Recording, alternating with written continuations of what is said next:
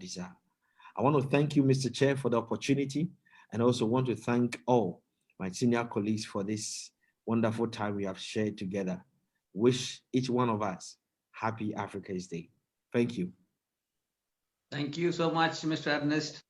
Indeed, Ghana being the secretariat for the Free Trade Council, the AFCFTA, we are going to looking forward to much more freer trade between India and the region, and to see how we can create some mechanisms that can support this movement and making Africa a leader. Thank you. I would now like to call Ambassador Srikumar Menon, former Indian ambassador to Angola, South Sudan, and with his wide experience in other countries, including into the Europe and in Warsaw. So a wide global perspective ambassador, and how the African National Day and how India and African relationships could be reinforced. Thank you so much.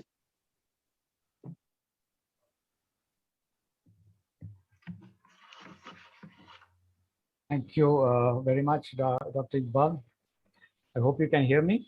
Yes, sir. Yes, we are absolutely. A very good afternoon to everyone. Namaste and hujambo to our African friends. It's always a privilege and a pleasure to be part of this August panel to share my thoughts on the theme of India-Africa partnership.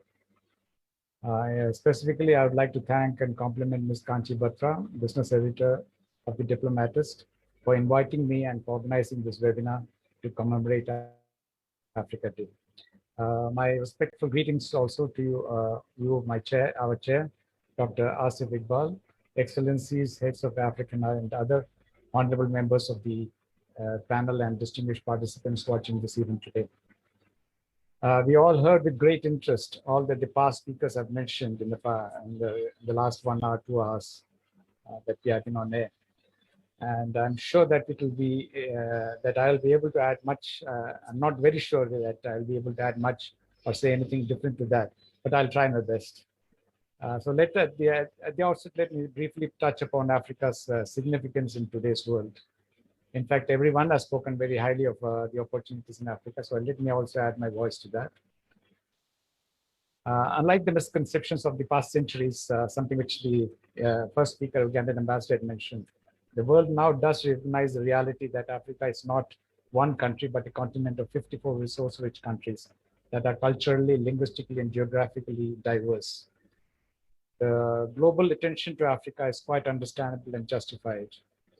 And from our standpoint, from India's standpoint, there can be no doubt about the potential of Africa.